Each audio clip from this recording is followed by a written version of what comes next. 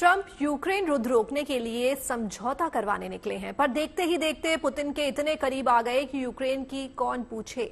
अब यूरोप को भी ठेंगा दिखाने को तैयार है। इस दौरान यूरोप के कई बड़े नेता उनसे मिले, पर किसी को ट्रंप ने भाव नहीं दिया।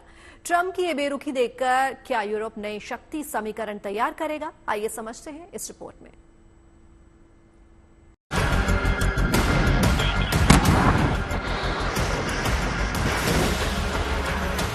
You're gambling with World War III.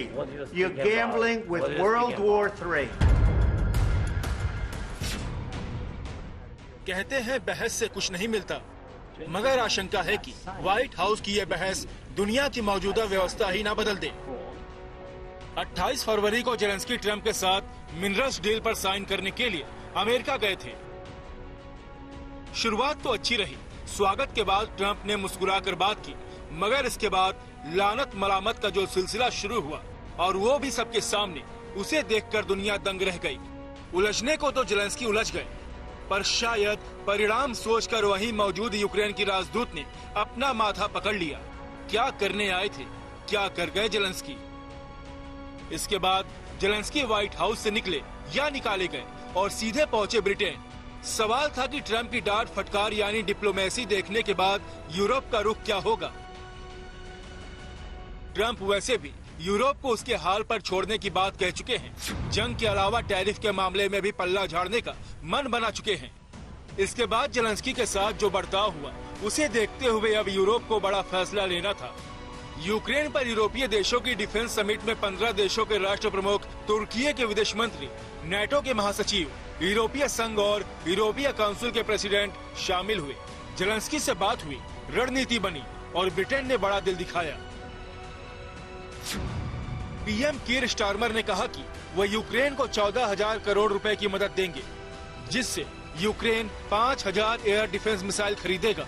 ये मिसाइल ब्रिटेन के बेलफास्ट में बनाई जाएंगी। एक दिन पहले ही स्टारमर ने जेलेंस्की को 24,000 करोड़ रुपए का लोन देने की बात कही थी।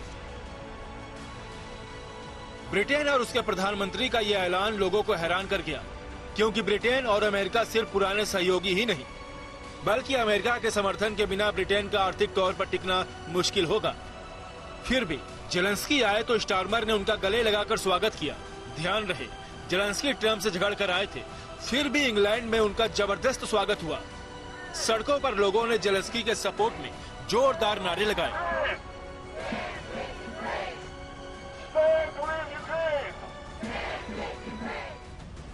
तो ब्रिटेन के राजा चार्ल्स ने भी उनसे मुलाकात की। ये तस्वीरें वर्ल्ड ऑर्डर में बदलाव का संकेत देने के लिए काफी हैं। डिफेंस समिट की शुरुआत से पहले स्टारमर ने एक बार फिर जेलेंस्की को गले लगाया। सवाल उठा कि क्या यूरोप के अगुवा देश के तौर पर ब्रिटेन ट्रंप को मैसेज देना चाहता है। समिट के दौरान भी ब्रिटेन ने अपना रुख और भी साफ कर दिया। कहा कि हमारी कोशिश यूक्रेन को मजबूत स्थिति में लाना है।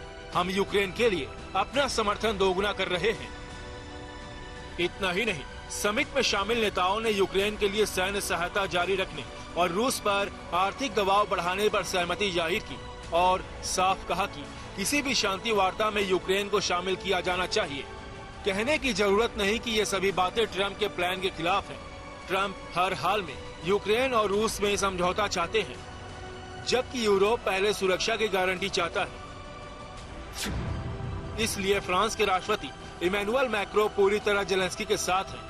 जर्मन चांसलर ओलाफ शोल्ज का भी समर्थन है। स्पेन, नॉर्वे, नीदरलैंड खोलकर रूस के खिलाफ और जेलेंस्की के समर्थन में है। मगर इस दौरान यूक्रेन के पड़ोसी देश पोलैंड का जो रुख है, वो बता रहा है कि अमेरिका को लेकर यूरोप का नजरिया तेजी से बदलने लगा है। जिस तरह की भाषा ट्रंप इस्तेमाल कर रहे हैं, उसे देखते हुए यूरोप के कुछ देश एकजुट और स्वनिर्भर होने की अहमियत समझने लगे हैं। यूक्रेन के पड़ोसी पोलैंड के प्रधानमंत्री डोनाल्ड टस्क ने इस सोच को साफ बयां कर दिया। कहा कि ये एक विरोधाभास है कि 50 करोड़ यूरोप की जनता 30 करोड़ अमेरिकियों से गुहार लगा रही है कि वे 14 करोड़ रशियन से उनकी रक्षा करें। टस्क ने दो टूक कहा है कि यदि आप गिनना जानते हैं तो खुद पर भरोसा करें। अब यूरोप जाग गया है और ईस्ट बॉर्डर को मजबूत करने पर एक स्वर में बोल रहा है। इतनी साफ गोई से ट्रंप को अभी तक किसी यूरोपियन देश ने आईना नहीं दिखाया। टस्क ने कहा कि यूक्रेन को लेकर अमेरिका दुविधा में है और हमें इस दुविधा से उबरने की जरूरत है। लेकिन जो तेवर पोलैंड के हैं, उससे सभी यूरोपीय देश सहमत नहीं। यूक्रेन को समर्थन देने के मामले में यूरोपीय यूनियन के कई देश सहमत नहीं। स्लोवाकिया के प्रधानमंत्री कह चुके हैं कि वो यूक्रेन को आर्थिक और सैन्य मदद नहीं देंगे। इससे पहले हंगरी के प्रधानमंत्री विक्टर ओरबान ने भी जेलेंस्की के खिलाफ अमेरिकी राष्ट्रपति ट्रंप का सपोर्ट किया है।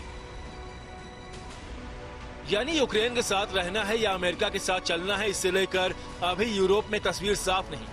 ट्रंप की नीतियों और बयानों से यूरोप को झटका तो लगा है, पर अमेरिका के खिलाफ गोलबंदी अभी दूर की कौड़ी लगती है। अमेरिका के साथ यूरोप के ज्यादातर देशों के आर्थिक और रणनीतिक ताल्लुकात ऐसे हैं कि तुरंत उसके खिलाफ जाना मुश्किल लगता है। शायद इसीलिए जेलेंस्की को गले लगाने वाली स्टारमर ने ये कहने में देर नहीं लगाई कि अमेरिका कई दशकों से हमारा भरोसेमंद साथी रहा है और आगे भी बना रहेगा। फ्रांस और जर्मनी जैसे देश भी ट्रंप के खिलाफ बोलने से गुरेज कर रहे हैं। शांति समझौते का एक प्लान बनाने की बात जरूर हुई है, मगर उसके लिए भी ट्रंप की मंजूरी जरूरी समझी गई। मगर जहां तक ट्रंप की बात है, इस वक्त वह यूरोप को जरा भी तवज्जो नहीं दे रहे। इधर यूरोप के देश अमेरिका को भरोसेमंद साथी बता रहे हैं, उधर ट्रंप ने फिर तीखा हमला बोला है। कहा कि अमेरिका को पुतिन के बारे में कम सोचना चाहिए और घरेलू समस्याओं पर ज्यादा फोकस करना चाहिए, ताकि अमेरिका यूरोप की तरह न हो जाए।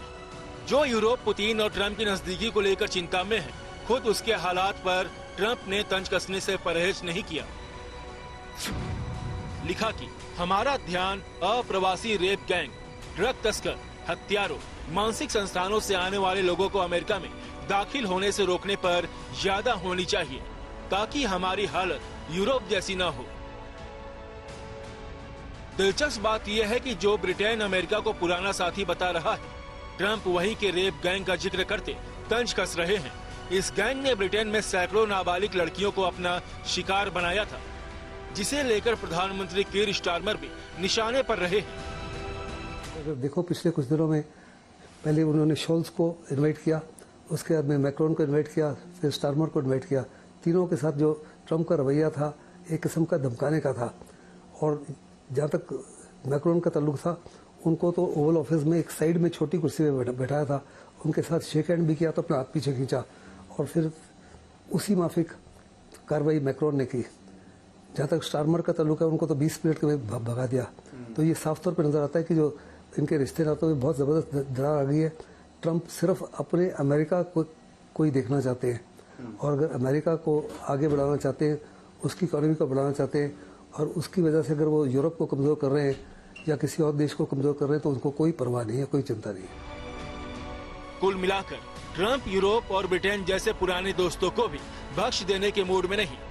शायद इसकी वजह यह है कि यूरोप के पास कोई चारा नहीं, मगर क्या ट्रंप की ये बेरुखी उसे नई गोलबंदी, नए समझौतों और नए दोस्तों तक ले जाएगी?